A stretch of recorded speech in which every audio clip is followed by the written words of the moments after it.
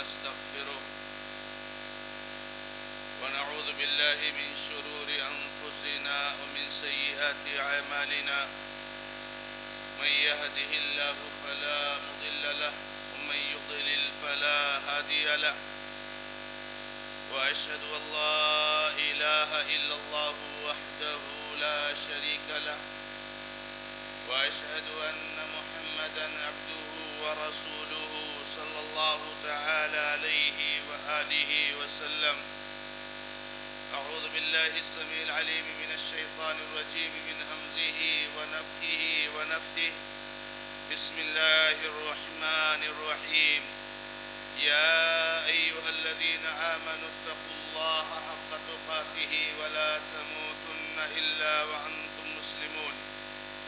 يا أيها الناس اتقوا ربكم الذي خلقكم من نفس واحدة وخلق منها زوجها وبث منهما رجالا كثيرا ونساء واتقوا الله الذي تساءلون به والأرحام إن الله كان عليكم رقيبا. يا أيها الذين آمنوا اتقوا الله وقولوا قولا سديدا يصلح لكم أعمالكم ويغفر لكم ذنوبكم ومن يطع الله ورسوله فقد فاز فوزا عظيما. أما بعد فإن خير الحديث كتاب الله وخير الهدي هدي محمد صلى الله تعالى عليه وآله وسلم وشر الأمور محدثاتها وكل محدثة بدعة وكل بدعة ضلالة وكل ضلالة في النار. أعوذ بالله من الشيطان الرجيم. بسم الله الرحمن الرحيم. ولقد خلقنا الإنسان ونعلم ما توسوس به نفسه ونحن أقرب إليه من حبل الوريد إذ يتلقى المتلقيان عن اليمين وعن الشمال قعيد ما يلفظ من قول إلا لديه رقيب عتيد. وقال الله جل شأنه في موضع آخر إن الذين قالوا ربنا الله ثم استقاموا تتنزل عليهم الملائكة ألا تخافوا ولا تحزنوا وأبشروا بالجنة التي كنتم توعدون نحن أولياؤكم في الحياة الدنيا وفي الآخرة ولكم فيها ما تشتهي أنفسكم ولكم فيها ما تدعون نزلا من غفور رحيم. وعن سفيان بن عبد الله الثقفي رضي الله تعالى عنه قال قلت يا رسول الله صلى الله تعالى عليه وآله وسلم قل لي في الإسلام قولا لا أسأل عنه بعدك فقال قل آمنت بالله ثم استقم. محترم اور معزز دینی اور ملی بھائیوں، بزرگوں، نوجوان دوستوں، ملت کی پردہ نشین ماں اور بہنوں، اللہ رب العزت نے ہمیں اور آپ کو یہ عظیم الشان اور نہایت ہی قیمتی جو نعمت عطا فرمائی ہے دین اسلام کی شکل میں، قرآن اور حدیث کی شکل میں، اور جس دین کے بارے میں اللہ تبارک و تعالی نے یہ واضح کر دیا ہے کہ اگر کسی کو کامیابی چاہیے، کسی کو دنیا کی زندگی میں بھی اور مرنے کے بعد آخرت کی زندگی میں مکمل طور سے کامیاب ہونا ہے تو اسے دین اسلام کو قبول کر لینا چاہیے. زور زبردستی تو کسی کے لیے نہیں ہے، سختی اور تشدد تو کسی کے لیے نہیں ہے، ان چیزوں کا اس دین میں کوئی گنجائش نہیں ہے. لیکن یہ واضح اور کلیئر اور صاف اعلان ساری انسانیت کے لیے ہے کہ اگر اس دین کو قبول نہیں کرو گے تو مرنے کے بعد کبھی تمہیں سکون اور اطمینان نصیب نہیں ہوگا سوائے سزا اور عذاب کے۔ اگر اللہ کی رحمت چاہیے، اگر آخرت کی زندگی میں کامیابی چاہیے، تو اس کا صرف اور صرف ایک ہی راستہ ہے، اس میں کوئی لاگ لپیٹ نہیں، اس میں کوئی مداہنت نہیں، اس میں کوئی جو ہے کیا نام ہے خوف اور ڈر نہیں، کہ وہ راستہ صرف اور صرف دین اسلام ہے۔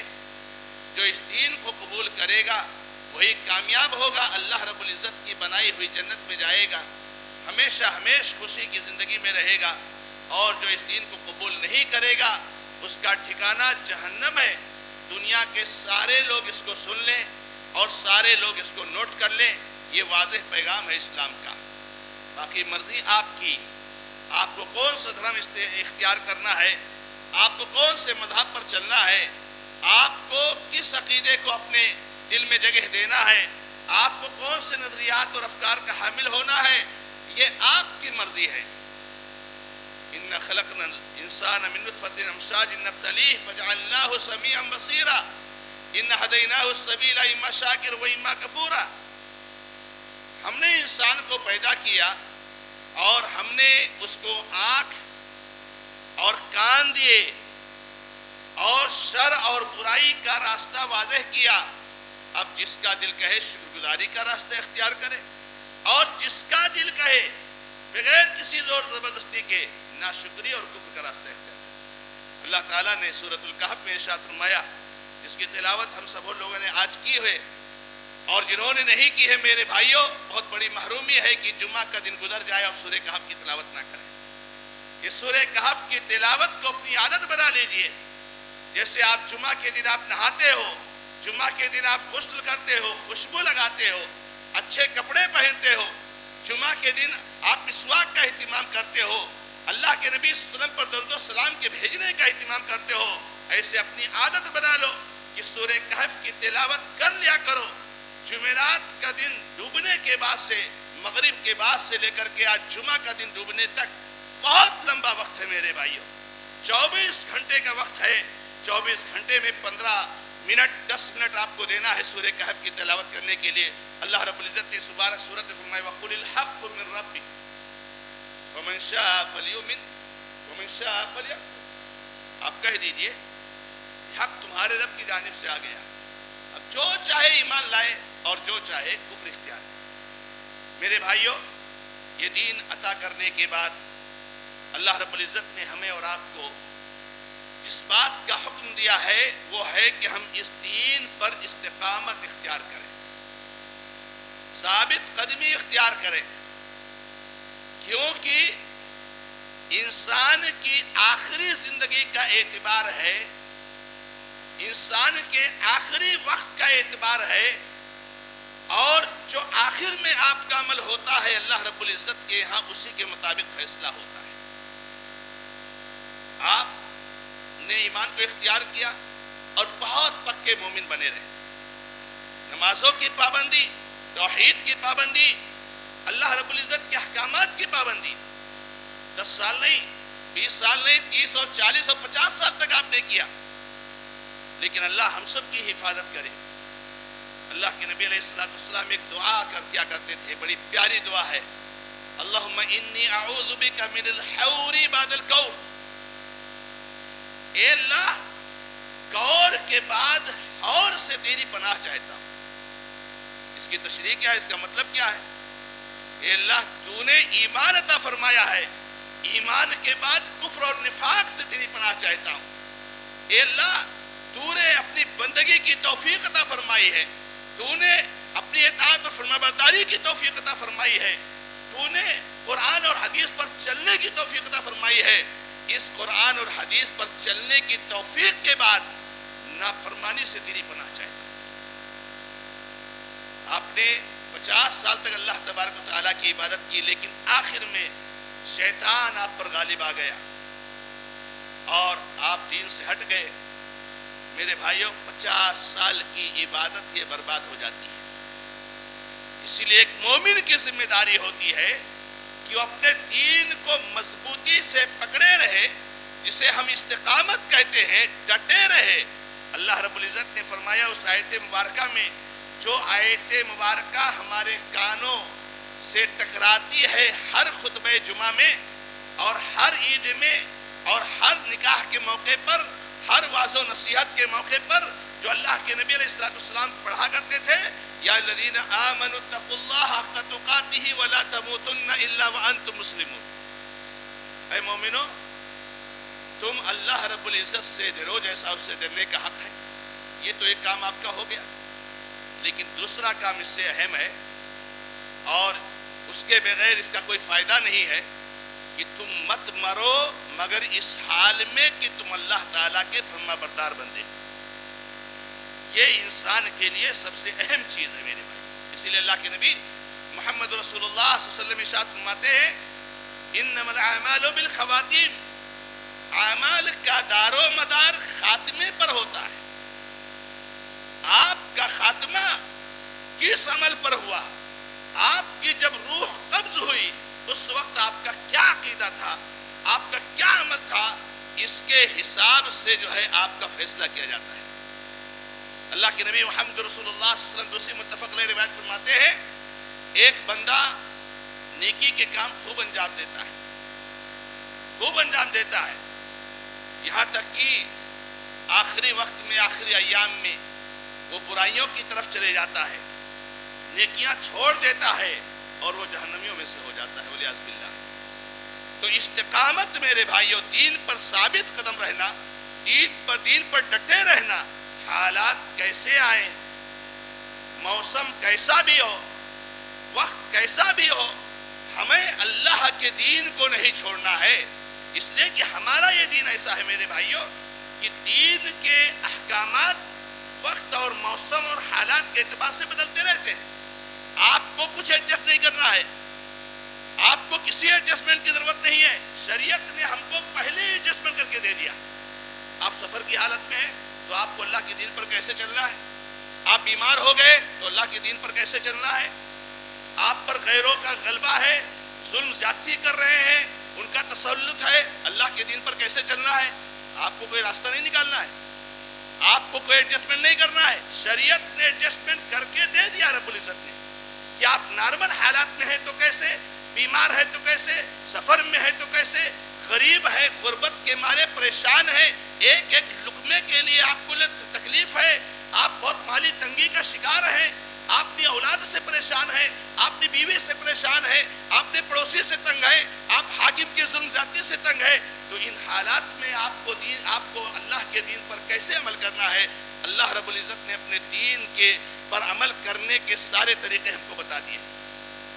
تو اللہ کے نبی علیہ السلام فرماتے ہیں کہ نیکیوں کو انجام دیتا ہے، کار خیر کو انجام دیتا ہے، یہاں تک کہ جو ہے آخری وقت میں برائیوں کی طرف چلے جاتا ہے اور اسی پر اس کا خاتمہ ہوتا ہے اور وہ جہنمیوں میں سے ہو جاتا ہے۔ اس لیے استقامت اور ثابت قدمی اور دین پر ڈٹے رہنا، میں نے آپ کے سامنے قرآن کریم کی کچھ آیتیں پڑھی ہیں خطبہ مسنونہ کے بعد، ان الذین قالوا ربنا اللہ ثم استقاموا تتنزل علیہم الملائکہ۔ رمضان میں ہمارے بہت سارے بھائی، بلکہ اکثر بھائی ہمارے نمازوں کا اہتمام کرتے تھے، شریعت کی پابندی کافی حد تک اس کا اہتمام کرتے تھے، اپنی زبانوں کو کافی حد تک کنٹرول اور قابو میں رکھتے تھے کہ ہم روزے سے ہیں۔ جس کا اس حالت میں انتقال ہو گیا، اللہ رب العزت کے ہاں کامیاب ہو گیا انشاءاللہ، اس لیے کہ اس نے اپنے گناہوں سے توبہ کر کے اپنی اصلاح کر لی۔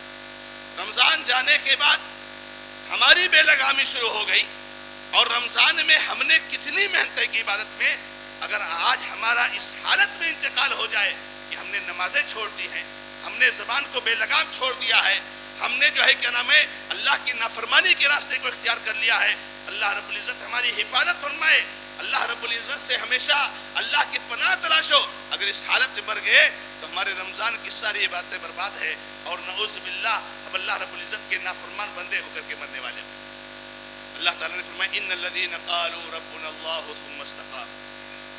اللہ تعالیٰ کہتے ہیں کہ جن لوگوں نے کہا ہمارا رب اللہ ہے، ہمارا رب اللہ ہے، معاملہ یہیں پر ختم نہیں ہو گیا، اتنی ختم ہوتا تھا تو بہت آسان تھا، کفار مکہ اور پوری دنیا لا الہ کہہ لیتی ہے اور ربنا اللہ کہہ لیتی ہے کہ اللہ ہمارا رب ہے. معاملہ یہی نہیں ختم ہوتا ہے. کہنے کے بعد یہ جو آپ نے کلمات اپنی زبان سے نکالے ہیں اس پر ڈٹ جانا ہے, اس پر جم جانا ہے کہ ہم نے اللہ کو اپنا رب مانا ہے. تو اللہ تعالیٰ فرماتے ہیں کہ اس پر پھر ڈٹ جاتے ہیں.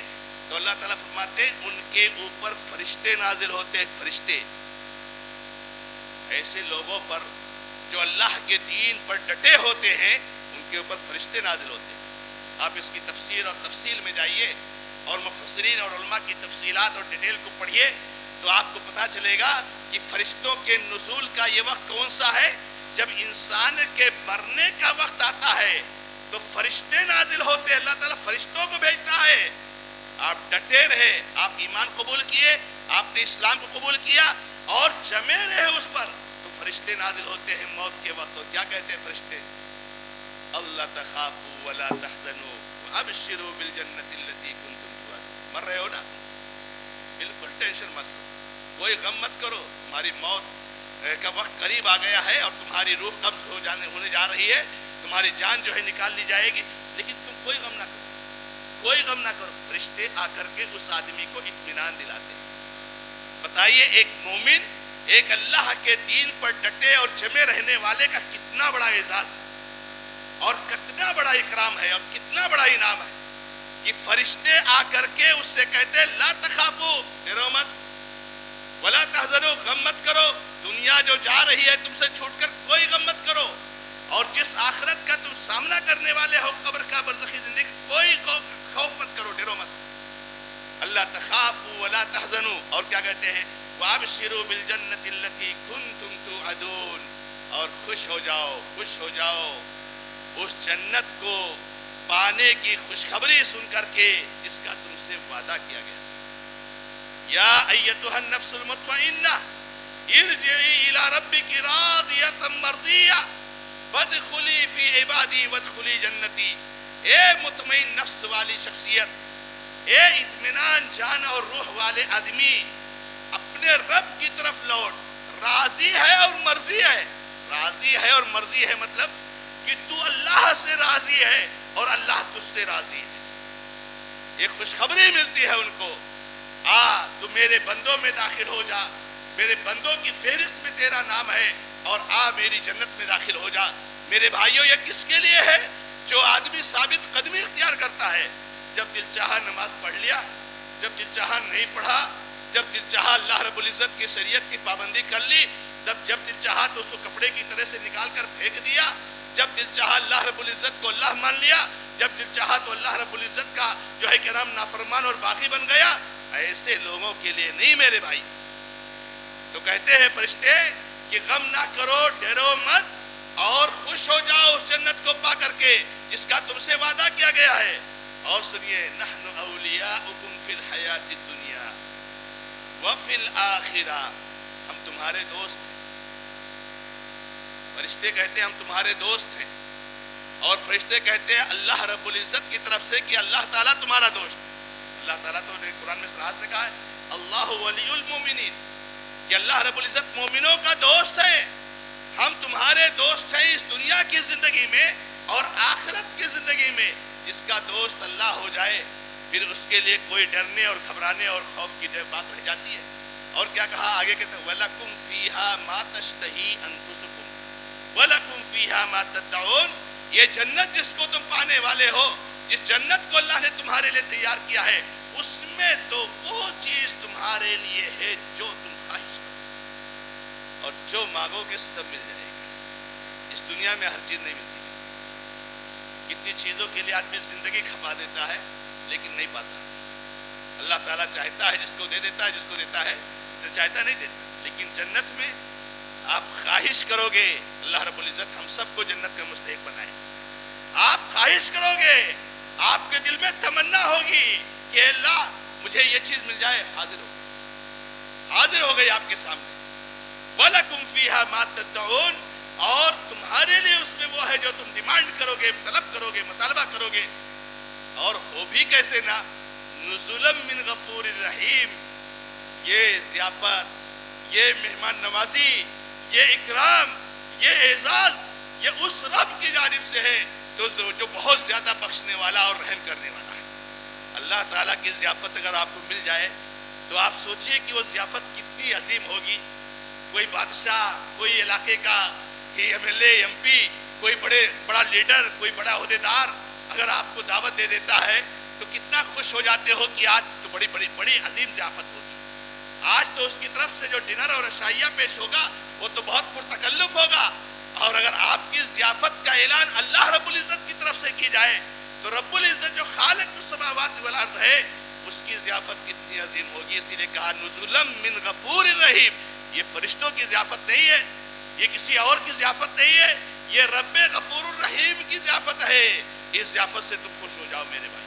سفیان بن عبداللہ ثقفی کہتے ہیں کہ میں نے اللہ کے نبی صلی اللہ علیہ وسلم سے ایک سوال کیا کہ اللہ کے نبی صلی مسلم کی حدیث ہے، کہا نبی صلی اللہ علیہ وسلم ایک بات کہیے مجھے، زیادہ بات مت بتائیے، کوئی لمبی چوڑی نصیحت مجھے مت کیجیے، مجھے ایک بات کہیے اور ایسی جامع بات بتائیے اور ایسی جامع وصیت اور نصیحت کیجیے کہ اس کے بعد مجھے کسی سے پوچھنے کی ضرورت بھی نہ پڑے۔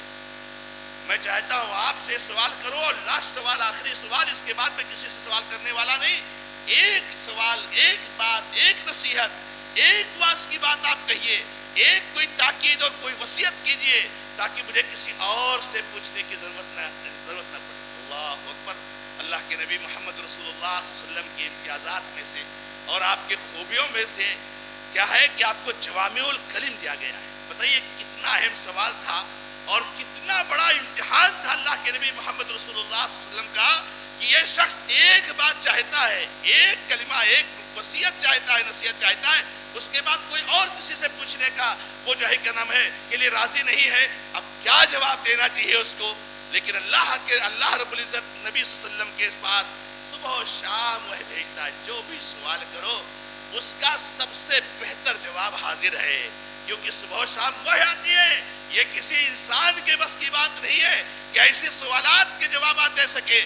اللہ نے نبی علیہ السلام کے ذریعہ یہ جواب دلایا، کیا کہا؟ قل آمنت باللہ ثم استقم، کہہ دیجئے کہ میں اللہ پر ایمان لے آیا، بس یہی کہہ دیجئے، بس اللہ پر ایمان لے آیا، بس پھر اس پر ڈٹ جاؤ۔ آج ہمارے بھائی تو کہتے ہیں اللہ پر ایمان لے آیا، اس کے بعد درگاہ پر بھی جا کے سجدے کر لیتے ہیں۔ ہمارے بھائی اللہ پر ایمان لے آیا، اپنے بچوں کو تعویذ بھی پہنا لیتے ہیں اور خود بھی پہن لیتے ہیں، نعوذ باللہ۔ ہمارے بھائی کہتے ہیں اللہ تعالیٰ پر ایمان لے آیا اور جو ہے نامعلوم کیسے کیسے شرکیات اور خرافات میں پھنسے رہتے ہیں۔ اللہ پر ایمان لے آیا اور زندگی میں کہیں ایمان نظر نہیں آتا ہے، نہ نماز ہے، نہ روزہ ہے، نہ دین ہے، نہ دھرم ہے، نہ شریعت ہے، کچھ نہیں۔ کون سا ایمان؟ کہا کہہ دو اللہ پر ایمان لائے۔ کس چیز پر ایمان لائے؟ اللہ تعالیٰ پر ایمان لائے۔ اللہ نے آپ کے لیے کتاب نازل فرمائی ہے جس میں آپ کو لائف سٹائل بتایا ہے کہ آپ کو زندگی کیسے گزارنی ہے۔ نہیں قبول ہے آپ کو؟ کون سا ایمان ہے یہ کون سا ایمان ہے؟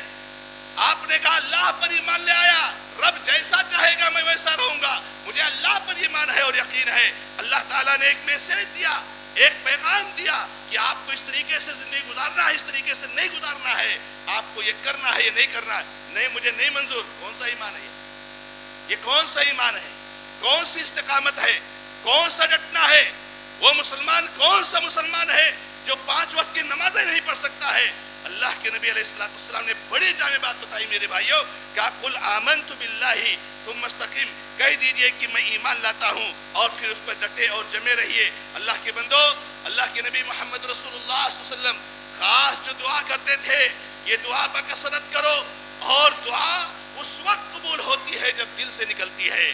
اگر ہماری نیت میں کھوٹ ہے، ہم نے رمضان میں نماز اس لیے پڑھی کہ شروع سے ہی ہماری نیت ہے کہ بس یہی رمضان ہی تو پڑھنا ہے، اس کے بعد کیا پڑھنا ہے؟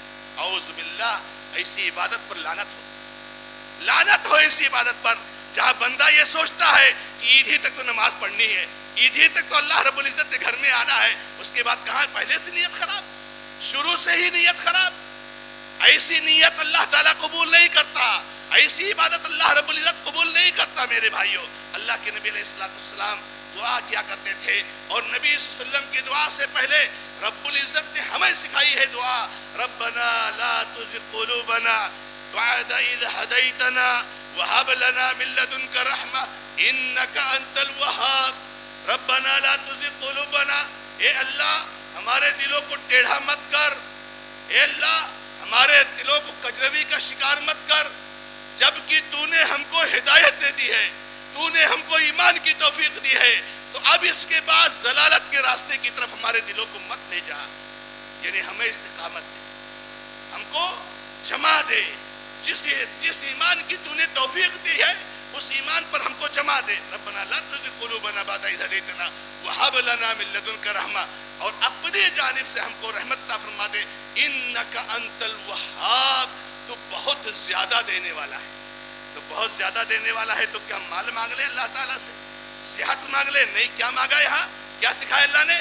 استقامت مانگ لو اللہ تعالیٰ سے، تو بہت دیتا ہے، تو سب کو بہت نوازتا ہے، مجھے دین پر جمے رہنے کی توفیق عطا فرما دے۔ اور اللہ کے نبی علیہ السلام کی جو دعا ہے، اللہم مقلب القلوب ثبت قلبی علی دینک، اللہم مصرف القلوب صرف قلبی علی طاعتک، اے دلوں کے پلٹنے والے، دلوں کے پھیرنے والے، میرے دل کو اپنے دین پر جما دے، میرے دل کو اپنے اطاعت پر، فرمانبرداری پر پھیر اور اس پر رکھ۔ یہ اللہ کے نبی علیہ السلام کی دعائیں ہیں۔ آپ سوچئے کہ اس دعا کی ہم کو کتنی زیادہ ضرورت ہے۔ رب العزت سے دعا ہے کہ رب العزت ہمیں ایمان کے بعد نفاق اور کفر سے محفوظ رکھے، اللہ تعالیٰ اطاعت کے بعد نافرمانی اور طغیانی سے اللہ تعالیٰ ہماری حفاظت فرمائے، اللہ تعالیٰ ہمیں استقامت عطا فرمائے۔ بارک اللہ لی و لکم فی القرآن الکریم ونفعنی و ایاکم بالآیات والذکر الحکیم، انہ تعالیٰ جواد کریم ملک الرؤوف الرحیم۔